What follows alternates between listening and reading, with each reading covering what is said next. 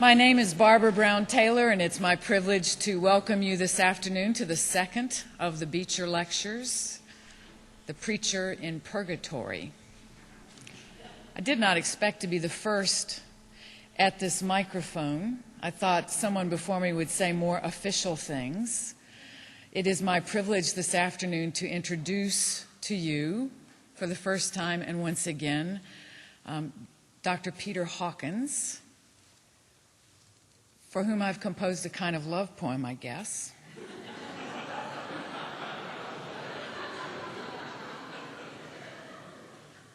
I suppose it is natural, when thinking of someone you love, to begin by thinking of that person with you, or with me, as the case may be.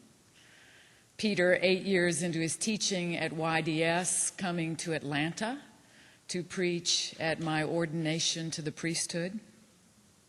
Peter on summer sabbatical in Palo Alto, cooking his signature dish, his soup of frozen wontons and boxed organic chicken broth.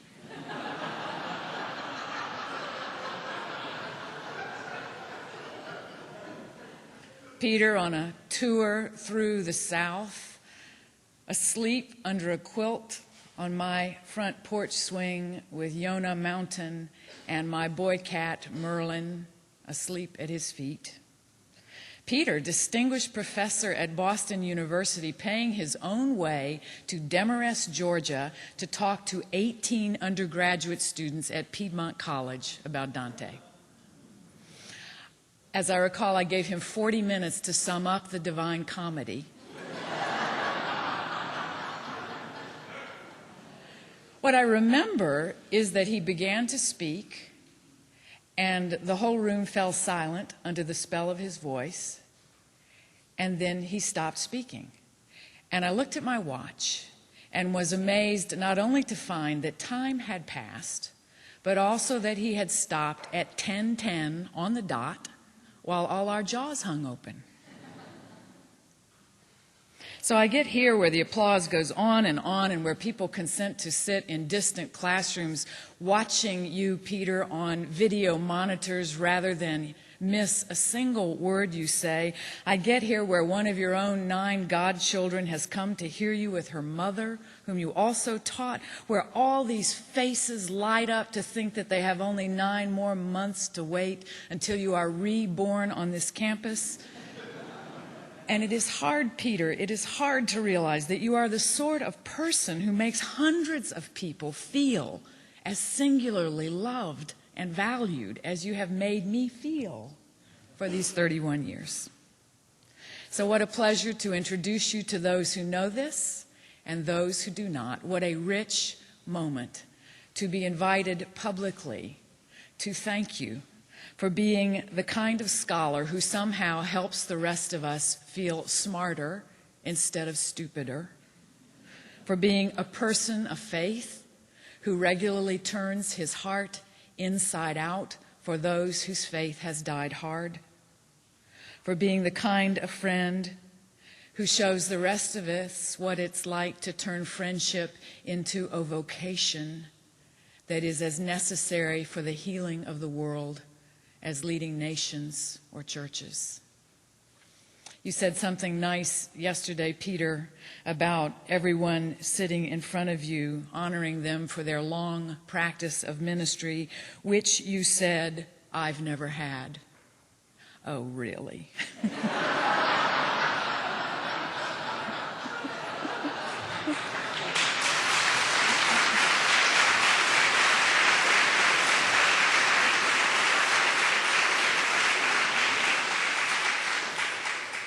So talk to us again, Peter. Stop our clocks and light our paths as you lead us further into the Divine Comedy, the sacred mystery, the truth about our lives.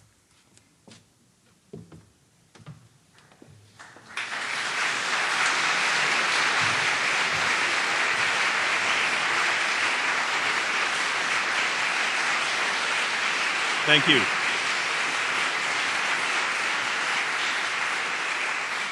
It's a wonderful thing to stand corrected by Barbara Brown Taylor. If you base your religion on what the creeds proclaim, and I realize this is a big if, then your faith culminates in an affirmation that may well cause you to stumble. In the words of Nicaea, we look for the resurrection of the dead and the life of the world to come. The first person plural provides some wiggle room for the scrupulously honest. We are part of a tradition that holds to such, and therefore we believe this or that. What happens, however, when you are caught in the first person singular of the Apostles' Creed? I believe in the communion of saints, the forgiveness of sins, no problem, the resurrection of the body, and the life everlasting. When you proclaim these words, either in front of the congregation or shoulder to shoulder, as I do in the pews, are your fingers secretly crossed by the time you reach that final amen? In my experience, preachers stay away from the life to come. Like the plague, they stay away from it. Even at funerals, when everyone wants some word on the subject by way of comfort or even curiosity. They've not been to church in a long time, or maybe ever. So what does the person in the robe have to say about where all this is going? I mean, where all of us are going. No doubt preachers are reticent to speculate on what Hamlet calls that undiscovered country, from whose bourne no traveler returns, simply because so much of what we've heard about it is so god-awful, horrific, sentimental, downright cheesy, maybe mostly downright cheesy. Falling silent seems like the better part. After all, the Bible actually says precious little about the afterlife that isn't an image or a metaphor. And aside from the assertion of a life in the world to come, dogma is amazingly reticent. Isn't it all an exercise in theological imagination? A faithful leap in the dark? And yet, until fairly recently, Christian tradition, in all its stripes and colors, has not hesitated to imagine what's next. Dante, of course, is the great case in point. More of him later, needless to say. But long before him, there was the Revelation according to John, followed by centuries of apocalypses and visions, scenes of the Last Judgment, where the damned make their torturous way down to hell, and the saved are taken up on golden, billowy high.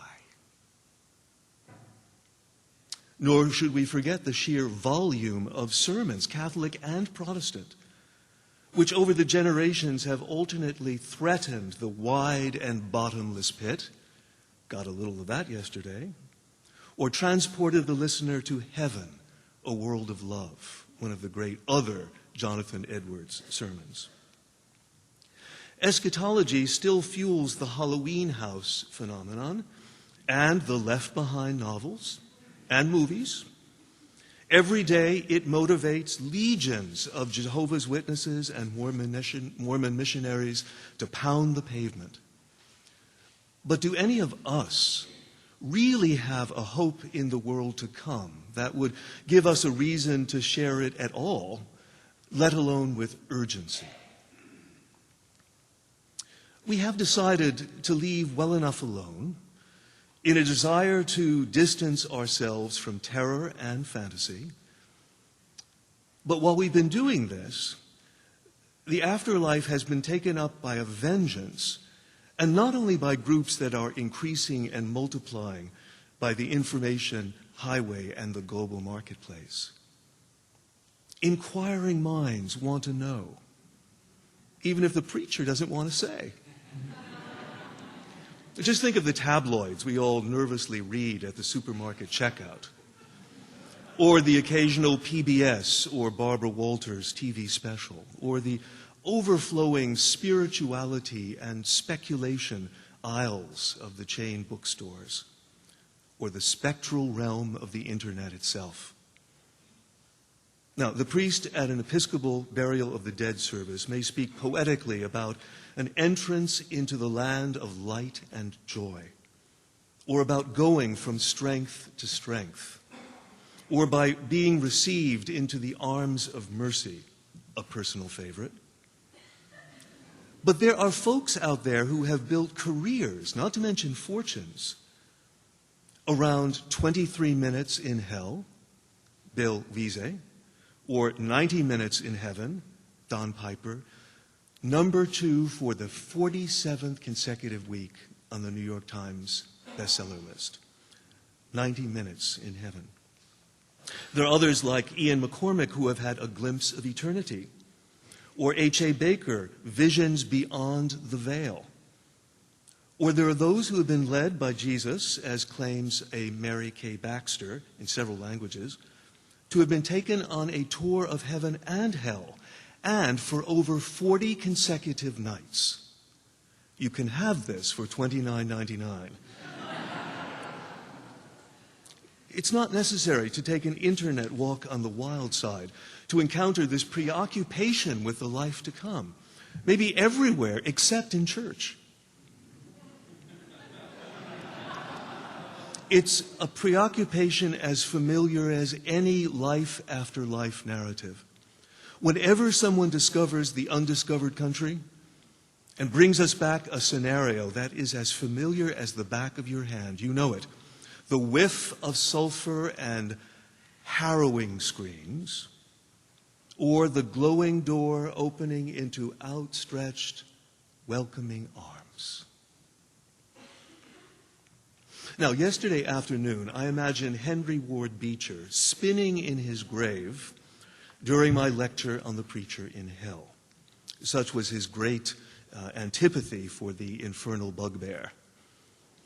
This would not have been the case for his father, Lyman Beecher, or indeed for many another of the Connecticut divines whose names used to grace the residential houses on this quad.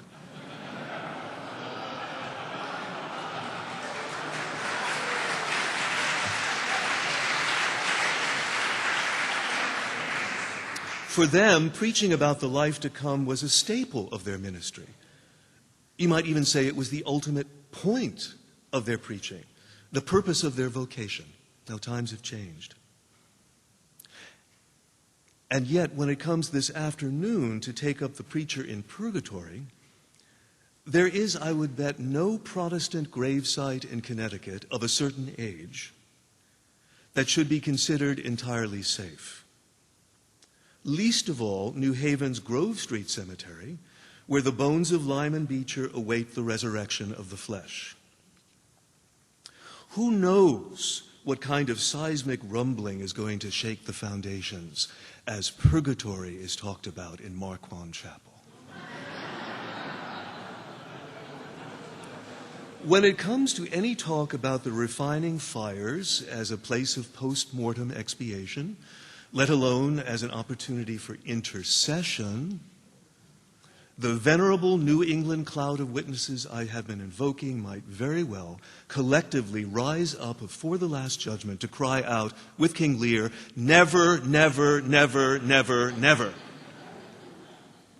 Whatever the fine points of New Haven divinity that once put them at odds with one another, here was something to rally against: the Catholic hogwash of Purgatory. No doubt they would, if they were here, rising up from their graves, be the first to point out that there's no biblical warrant for it, except a mountain out of a molehill reading in a few verses in 2 Maccabees, which they would point out is not even a real Bible book, but only in the Apocrypha. And by the way, hadn't the Greeks finally walked out of the Council of Florence in 1439? Because while they affirmed the existence of heaven and hell, they could find nothing authoritative in the Roman claim of an intermediate place of temporal punishments or in the admissibility of making offerings for the dead. For the die-hard Protestant, Purgatory was yet another detestable enormity in the arsenal of the papacy, along with the gross business of indulgences, works righteousness, pilgrimage, votive mass, in short, with the polluted flim-flam of the old religion. Now, my own particular encounter with purgatory as an afterlife destination took place when I was a teenager in the late 1950s, in the days before Vatican II, and in a context completely free of this kind of Protestant polemic. My Protestant Catholic extended family tacitly agreed never to discuss religion. Silence, therefore, kept the peace. No Christmas was ruined. And purgatory, if anyone believed in it, went without saying. But my eyes and ears were open. One day, happily on my own in New York City, and always a sucker for church-going, even before John Cook taught me how to do it, I followed the Fifth Avenue throng into St. Patrick's Cathedral and took in the 12 side altars, 6 on each side of the nave. Each of them was focused on some object of devotion. There were various moments in the life of Jesus or of the Virgin Mary, or a particular saint, especially one that had a following in immigrant New York, Veronica's veil, which fascinated me, and his and her sacred hearts. One for our Lord and one for Our Lady. Fascinated by the whole scene, I began to keep track of the little placards that also appeared at every one of the shrines. In exchange for the recitation of a certain prayer, one could get a given number of days off purgatory for the soul of the for the soul that the petitioner had in mind, who would be someone deceased who was now among the faithful departed. Now, thanks to second-hand acquaintance with the Baltimore Catechism, memorized by all my Catholic friends, I understood the basic concepts at work. Anyone who dies in a state of grace, that is, baptized, and with even a last breath confession or appeal to God for forgiveness, any such person was on his or her way to salvation, though probably not ready for the divine presence. I mean, just think about yourselves.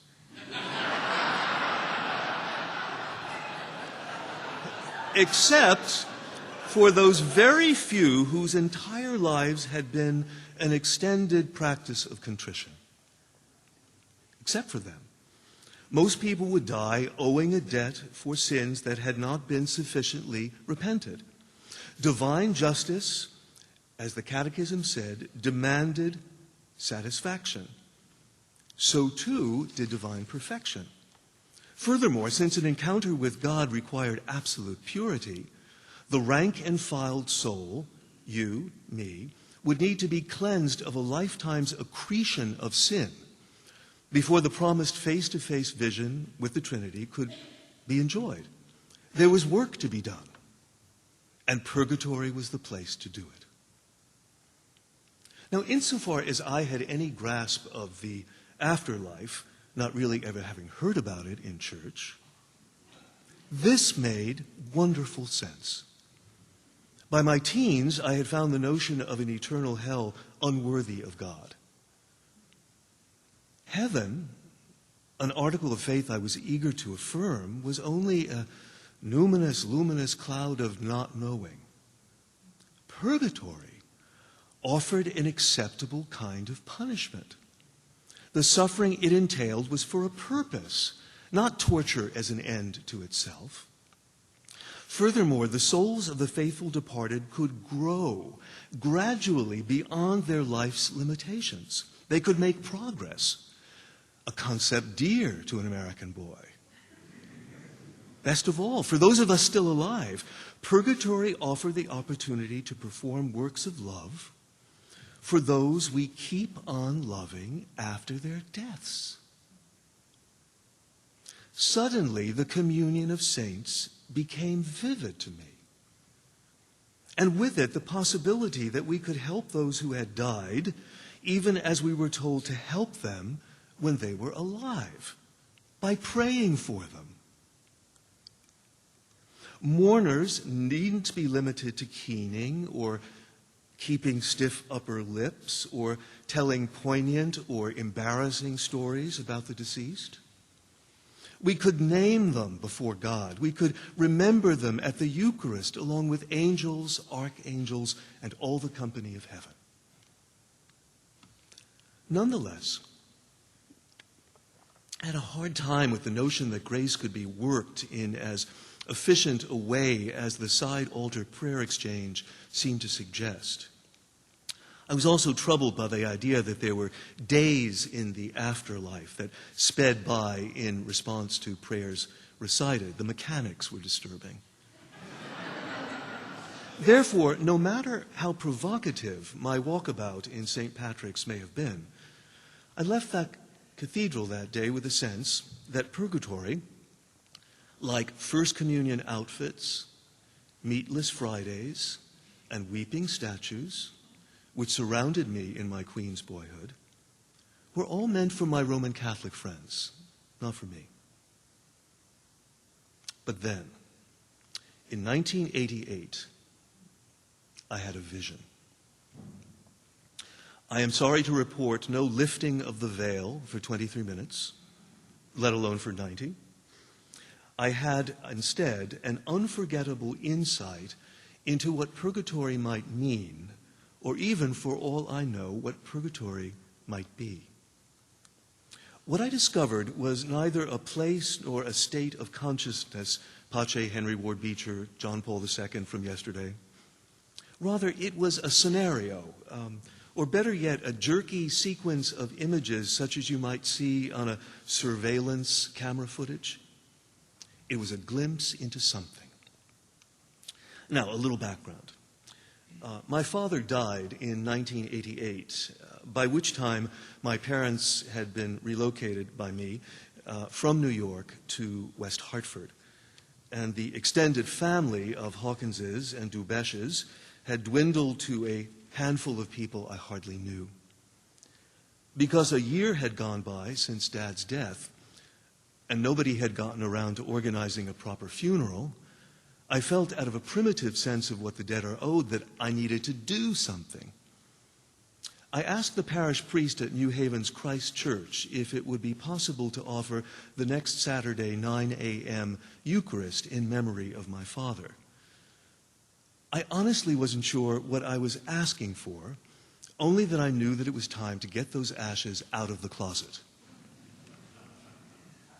The priest was happy to oblige, and so, with the very odd assortment of people who go to an Episcopal Eucharist on a Saturday morning.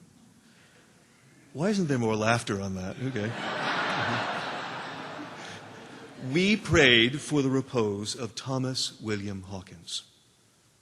During the service, my mind wandered, as it inevitably does, truth be known, and I soon found myself thinking about my father with regret.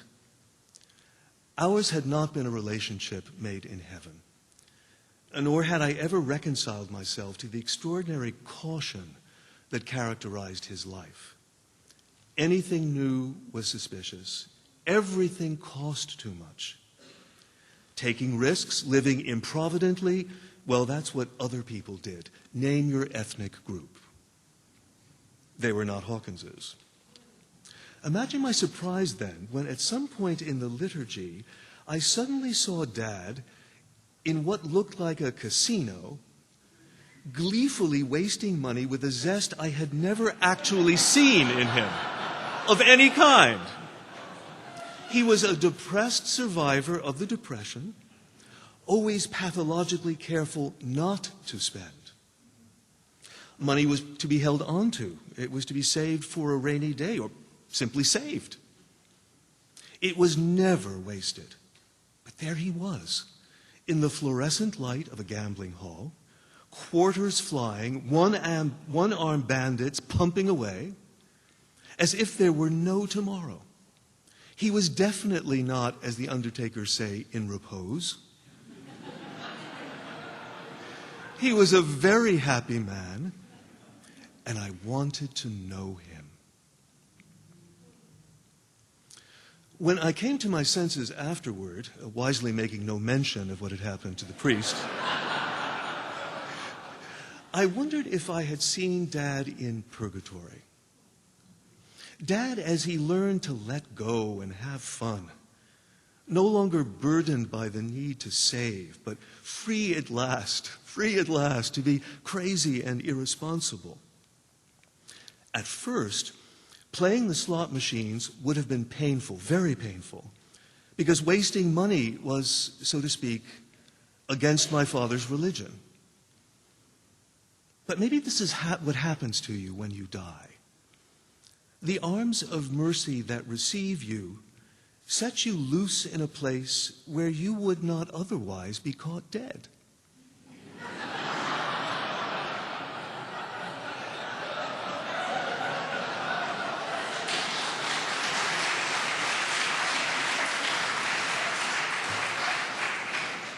Maybe those arms bid you do the opposite of what you've done during your life.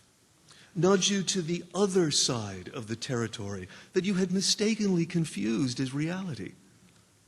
Rather than being as comfortable as an old shoe, as satisfying as a long-held dream come true, maybe the afterlife came as a shock. Maybe it hurt. Well, hurting was what purgatory was supposed to be about. For centuries, the idea of punishment prevailed, and even today, as I've seen in churches throughout Latin America, where purgatory continues to hold its grip that's been lost in this country, you find representations of souls almost totally submerged within painted flames, their agonized faces seeming to cry out for rescue, their arms up in the air. Por las almas en el purgatorio, for the souls in purgatory, won't you put in ofrenda into the box and pray for them?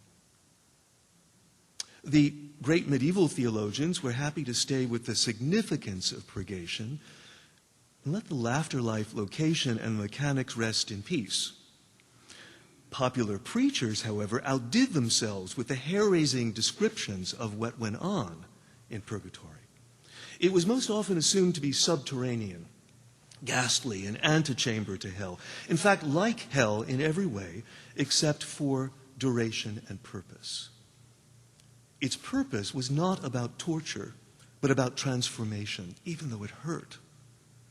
And the whole realm would cease to exist at the last judgment, when heaven and hell would have exclusive hold on eternity and purgatory would disappear. Until the trumpet sounds, however, let the indifferent Christian pay attention to the warning brought to Hamlet by his father's ghost. I am thy father's spirit, doomed for a certain time to walk the night, and for the day confined to waste in fires, till the foul crimes done in my days of nature are burnt and purged away. But that I am forbid to tell the secrets of my prison house, I could a tale unfold whose lightest word would harrow up thy soul, freeze thy young blood, make thy two eyes, like stars, start from their spheres, thy knotted and combined locks to part, and each particular hair to stand on end like quills upon the fretful porpentine. But this eternal blazon must not be to ears of flesh and blood. List, list, oh list, if thou didst ever thy dear father love. Note that we are told next to nothing by Hamlet Sr. about the daytime waste in fires. Only what would happen to us, flesh and blood, were a purgatorial ghost simply to speak its mind. Hearing his report, our souls would freeze, our hairs stand on end, our eyes burst from their sockets. There's no refined talk here of working it out in the flames or of a new person coming to life. There's only the horror of being burned alive day after hideous day. 300 years before Shakespeare penned this speech in an officially, allegedly Protestant England, Dante's medieval counterparts were basically working with the same script. It was understood that penitent souls in purgatory pay the debt of venial sin, burn off the lingering residue of evil. The length of their sentence in purgatory depended on the gravity of past sins and the extent of sin's hold on their being. But list, oh list, not everything depended on the deceased. Those in a state of grace on earth could speed their loved ones along by performing suffrages, prayers, intercessory masses, acts of corporal mercy, exercises in virtue, or something like a pious walkabout along the side altars of St. Patrick's back in the day, when those prayers and their promises were all still in place on Fifth Avenue, as they are not any longer. In other words, those in the purgatorial flames could be fast-forwarded by the charity of the living, who in their turn would become more charitable by thinking about someone else for a change. Win-win, I think.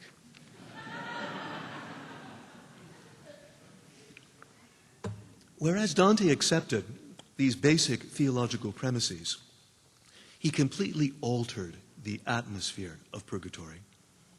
To begin with, it wasn't shrouded in gloom. I'm going to use the present tense here because this is my hope. It's not shrouded in gloom, but it's bathed in light. In fact, when Dante Pilgrim exits from hell, e quindi uscimmo a rivedere le stelle, and then we issued forth to see again the stars. Those are the last two lines of the Inferno.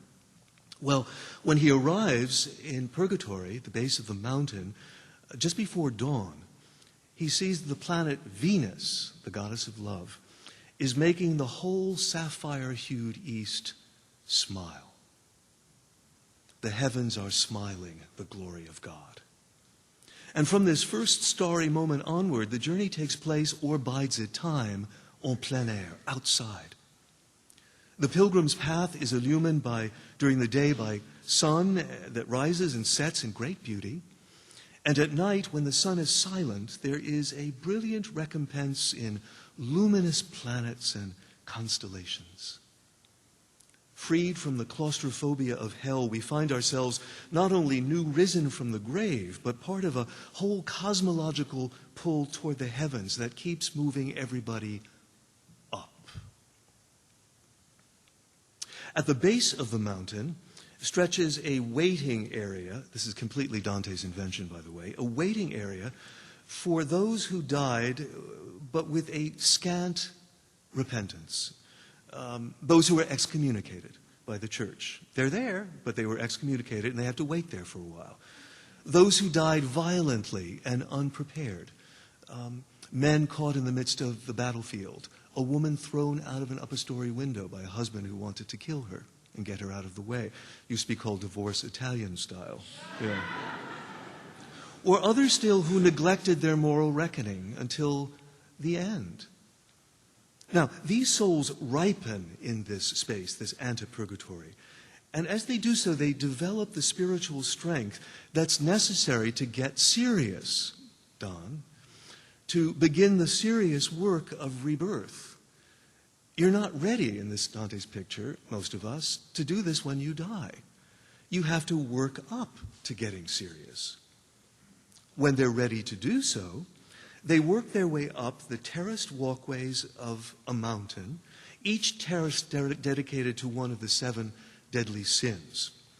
And Dante lists them in the order first established by Gregory the Great in the 6th century. First pride, then envy, wrath, sloth, the twins avarice and prodigality, gluttony, and last and least, lust. The most weighty sins, like pride, envy, and wrath, are located at the bottom of the structure, while those of lesser gravity, so to speak, are arranged at the top. Now, the terraces lie just inside a massive gateway with an angel guardian and an elaborate entry rite that involves the inscription on the pilgrim's forehead of 7 letter P's. Each is a sign of the residue of a peccatum, of a sin, that the penance is meant to erase. Once within the gate, repentance begins in earnest with the painful self-confrontation of a life and with the arduous reaction to what one has seen about oneself. The poet tells the readers on the first of the terraces, Terrace of Prize, that the point of this process is not pain but gain. Don't dwell upon the form of the punishment. Consider what comes after. Now, what we're not meant to dwell on, but what Dante gives us in wonderful detail, is a variety of penitential ordeals. Heavy burdens on the shoulders of the proud so that they're hunched underneath them, like that. The sewn-up eyes of the envious, the corridor of purifying fire through which the lustful make their way in astonishingly equal groups of what we would now call heterosexuals and homosexuals. Who knew?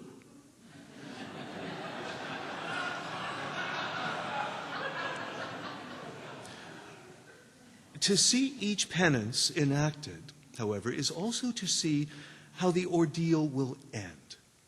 Because purgation is temporary, and we know that someday the proud will cast off their dead weights. The envious will see, the lustful will step out of the fire into the garden that blooms verdant, welcoming, on the other side of lust's burning road.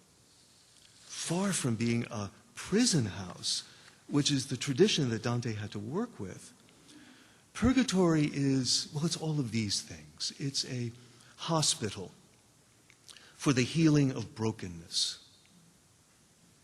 that the bones which thou hast broken may rejoice. It's a school for the learning of truth, the last thing we want to know on earth. It's an incubator in which spiritual worms, such as ourselves, mature into butterflies. It's a conservatory in which soloists, divas, that's really what Inferno is full of, fabulous divas, each singing his or her aria forever, and it never changes. But a conservatory where soloists become a chorus, where speakers develop the ability to use the word we and our, not just I and mine. Other analogies, completely anachronistic to Dante's world, spring to my mind. Purgatory is a naturalization center where refugees from the earthly city where we live learn how to become citizens of the city of God. It's not easy. Or to put it yet another way, maybe one that touches most of us in this room, maybe the whole experience of the Purgatorial Mountain can be likened to a psychotherapy. Yeah. Where the analyzan painfully unties the knots of the past so as to live more freely in an unencumbered future. The proud, for example, suffer the heavy burden of their egos, which are represented by a more or less large rock, which each one struggles to bear up. Their punishment is to carry this increasingly oppressive false persona until they're willing to give it up, to let go of it. And when they are able to do so, they stand tall, which is to say they stand humbly, free of what they mistakenly thought to be their true self.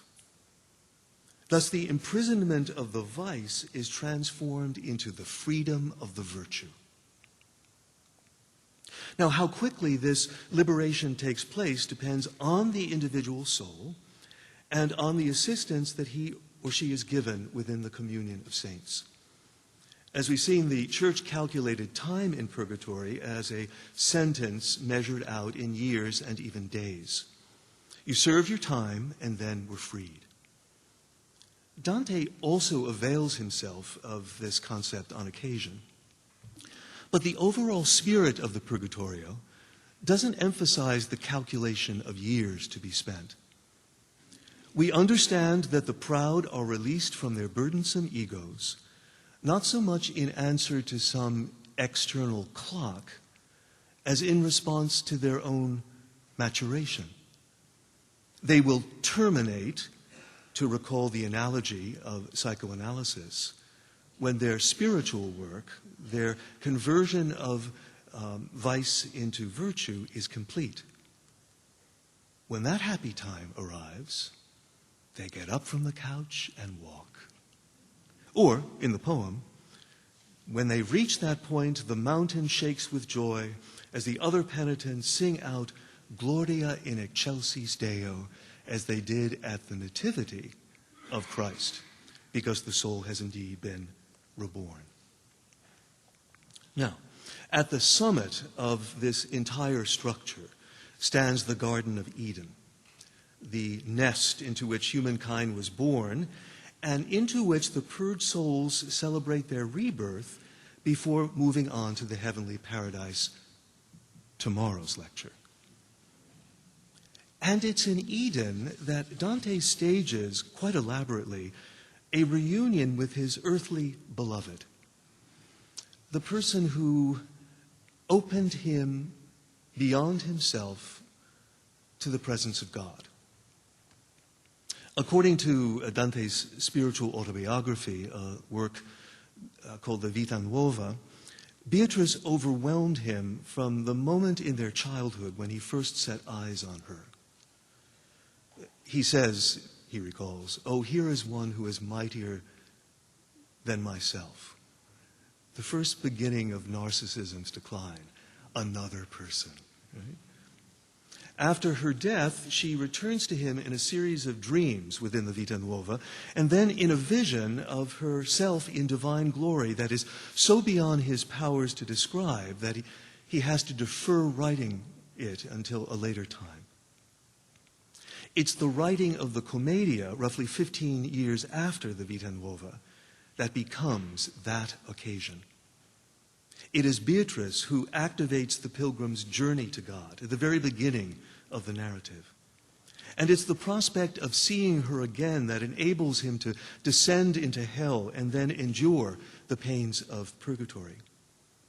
When finally she stands before him in Eden, she is veiled and therefore hidden from his eyes.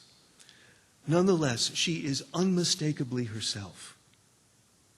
Trembling now, even as he used to when she was alive, he confesses, "D'antico amor senti la gran potenza." I feel old love's ancient power. And he says, "Conosco I segni dell'antica fiamma." I know the signs of the ancient flame. The encounter is undeniably hot. Clearly, we are no longer in the Kansas of the Baltimore Catechism. Nor do other renderings of purgatory, notorious for their flames, imagine anything even remotely like this kind of fire. Once we enter Eden, the familiar array of religious practices that we've been dealing with thus far along the terraces, the exchange of vices for virtues, the painstaking step-by-step process of rebirth, the importance of prayer and song and holy iconography, all of that is transposed into a startling fusion of spirit and flesh, of piety and passion. Not a drop of blood is left in me that does not tremble, says the pilgrim, about the woman who will bring him before God, in whose gaze he will come to see reflected the I splendor di viva luce eterna, the splendor of living light eternal. And yet, Dante cannot look directly into those unforgettable eyes, nor can he marvel at her dazzling smile until he first experiences the sting of her wrath. This comes as a complete surprise to every first reader of the poem. Nothing has led us to expect Beatrice's fury, because all we've heard about her thus far are her shining, tearful eyes, her gentle voice, her compassion for his spiritual plight in the dark wood. Not now. She may be his ancient flame, but from her first spoken words, spoken from within her veil, but with gloves off, she burns with an icy fire. There are no words of welcome, no words of affection from her, nor will she abide any weeping for the guide Virgil, who departs at her arrival. She takes no prisoners. Her tongue is a two-edged sword. Her ferocity astonishing even to her female companions, the virtues, for God's sakes, who witness her fury and plead for moderation. Lady, why shame him so? Now, we might have assumed, once the pilgrim entered Eden, that he was beyond such treatment. After all, just moments earlier, Virgil said that the pilgrim was free, upright, and whole. He was crowned and mitred over himself. But apparently not.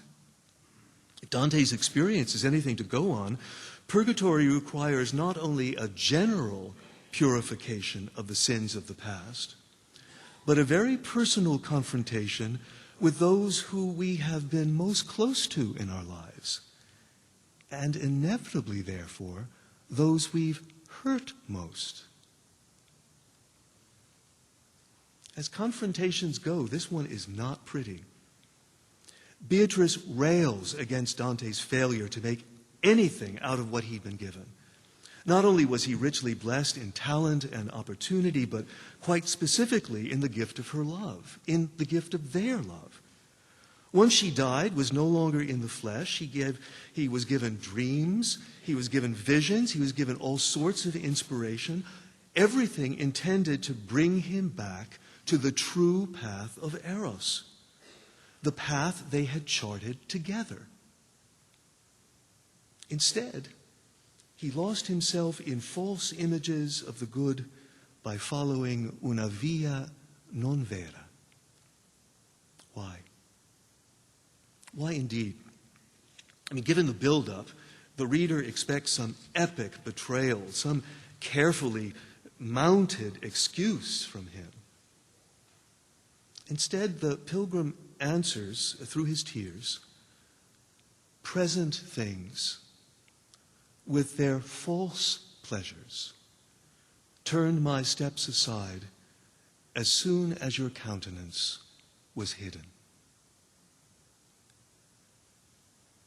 In the intense experience of this particular love, he was shown how to ascend to the sun and the other stars. But once the beloved was gone, and with her the incentive to persevere, he fell for superficial brightness, fool's gold substitutes for the real thing. He moved on and got nowhere. Presenti cose, stuff, got in the way. He forgot what it means, truly, to love. Now, what in the world does a lover's quarrel in Eden, the fury of a dead woman dissed, the sniveling if honest response of a living man confessing that stuff got in the way, what does any of this have to do with God? And why should a romantic crisis serve as the emotional climactic moment of the Purgatorio? I think the answer has to do quite simply with the extraordinarily high theological value that Dante places on deep human relationships, and in particular with the potential of romantic love to lead us to God.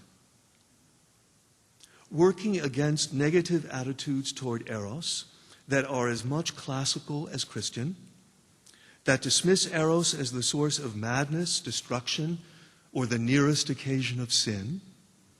There comes that catechism. He presents the counter-argument through the figure of Beatrice. Human love is not only as strong as death. It is perhaps the most powerful way that we can come to know God. And perhaps to demonstrate this, Dante forges a dramatic link between Beatrice and Christ that begins in the Vita Nuova and then flourishes in the Commedia. She descends into hell to bring Dante's salvation from that infernal dark wood. At her first appearance to him in Purgatory, she is greeted by many with the acclamation that Christ received on the palm-strewn streets of Jerusalem. Benedictus qui venis, blessed are you who come. Now, grammar would demand that Beatrice, a girl, be benedicta. But the poet retains the masculine ending of benedictus in Latin in order to reinforce the connection between his Lord and this lady. She serves as his Christ event, a personal mediator between his own humanity and God's mystery. In other words, our deepest loves can lead us to the way, the truth, and the life. As this is, I guess, the ultimate point in Charles Williams' wonderful book, The Figure of Beatrice, which was devoured by Dorothy Sayers and helped her write her wonderful commentary to the poem. Williams says, the trajectory from human to divine is essentially what all true love is up to. The only question, he goes on to say, is this, is whether the lovers are up to love.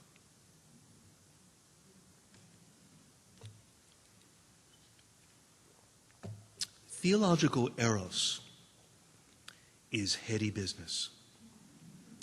It's also very dangerous when the persons involved are alive.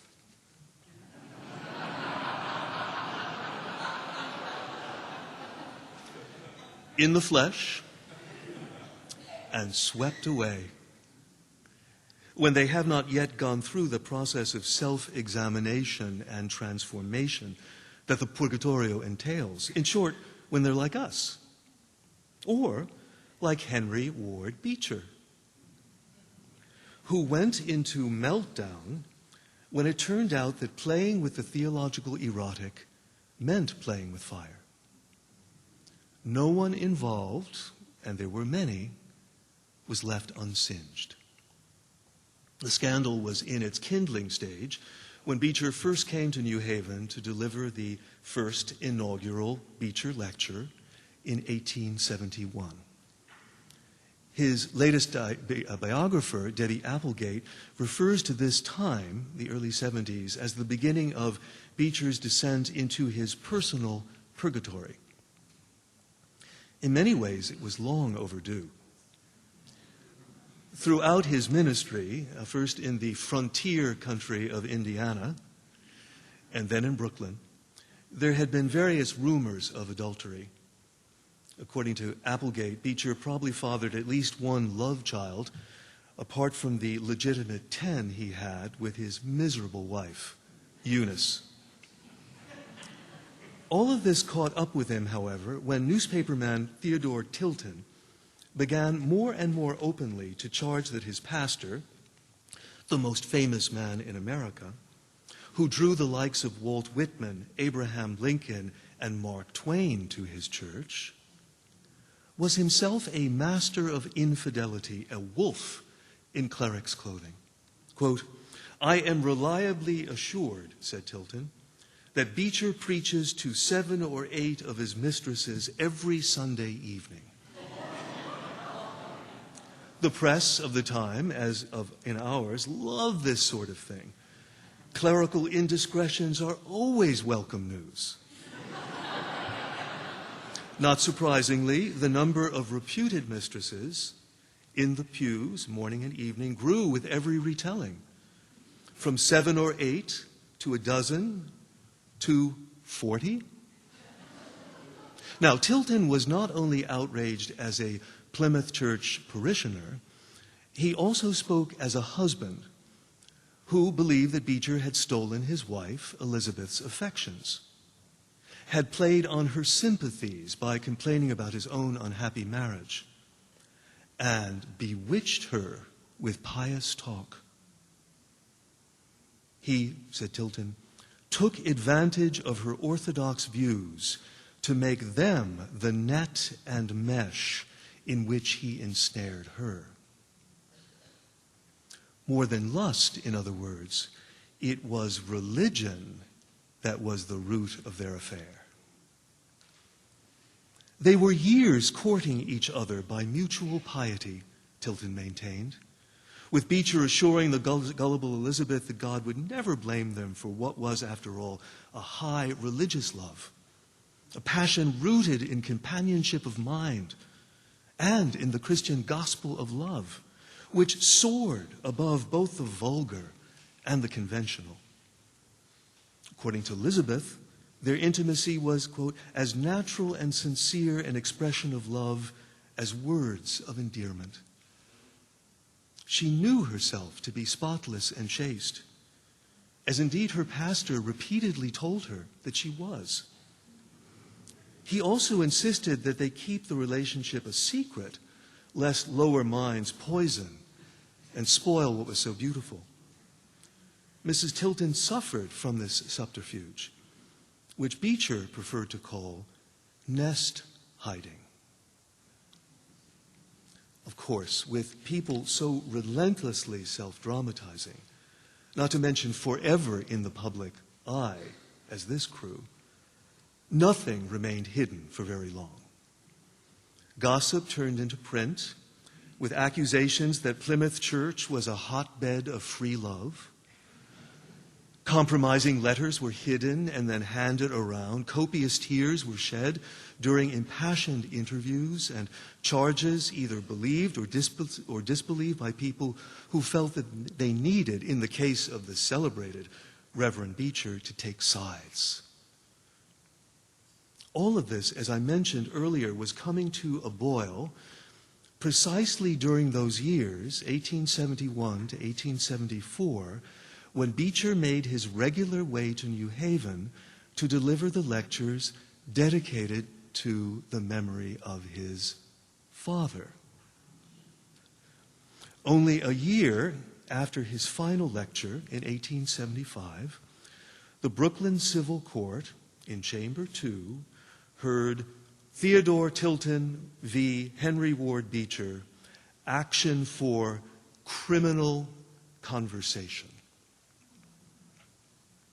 It instantly fostered a media frenzy, the likes of which we all remember from 1995's O.J. Simpson trial.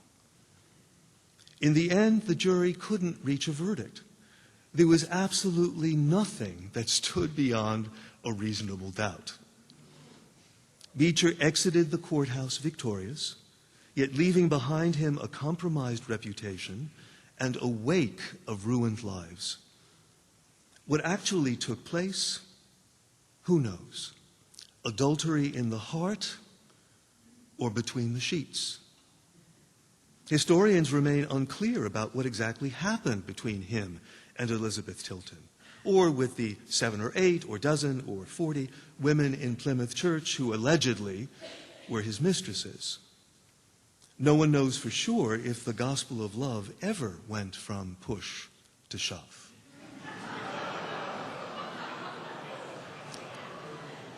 There is no hint in this turmoil.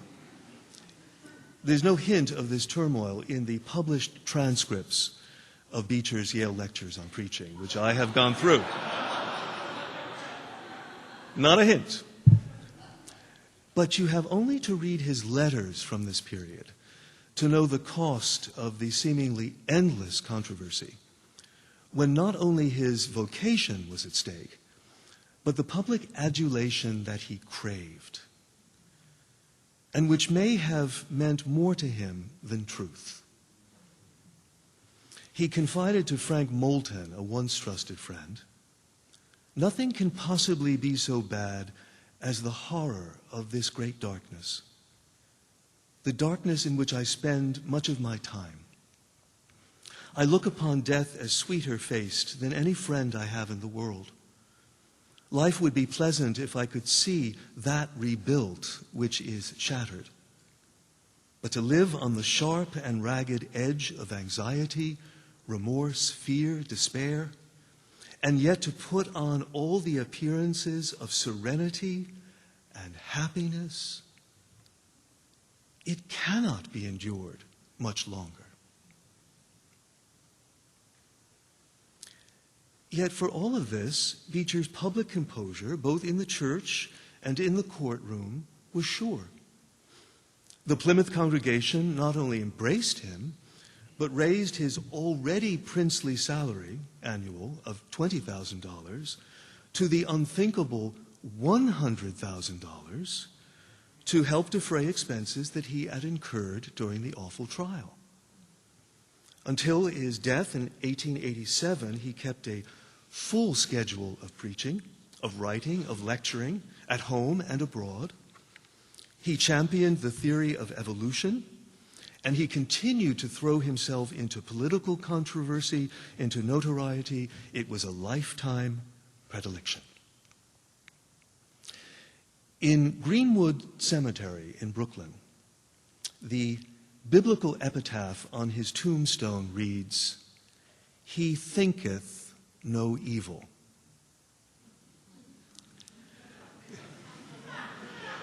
It represents an interesting adjustment of the scripture.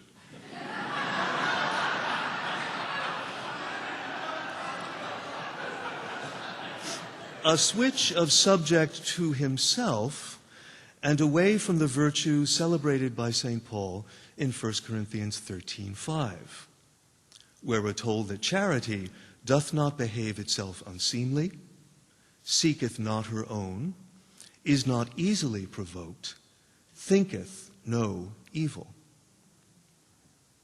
I wonder if whoever chose this edited fragment of the verse did so with a sense of irony, or somehow forgot the unseemly behavior and self-seeking of a fabulous lifetime. There was no one in Beecher's day who did more to popularize the notion of God as love, of God as lover, or to develop the expectation that the preacher should be a star. Yet when it came to individual people rather than to crowds, there were probably few who were less adept, less up to love than he. So, where is he now?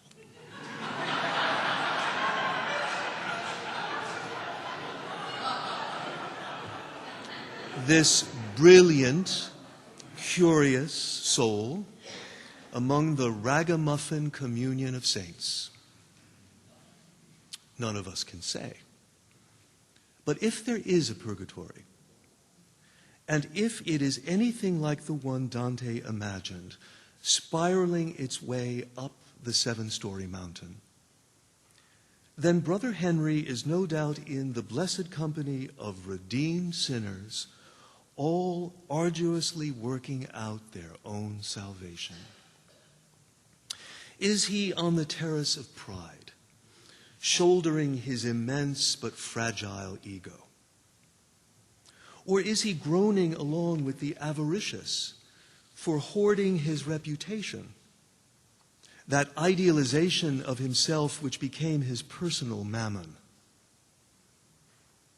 Given that it's now some 120 years after his death, might he have moved closer to the Garden of Eden, where God knows who may be waiting to read him the riot act?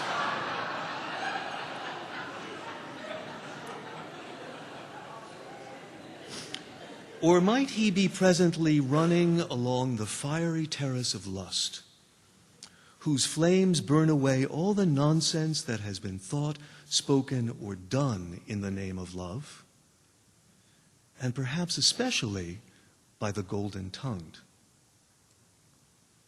Now, according to Dante, there are many poets on the terrace of lust.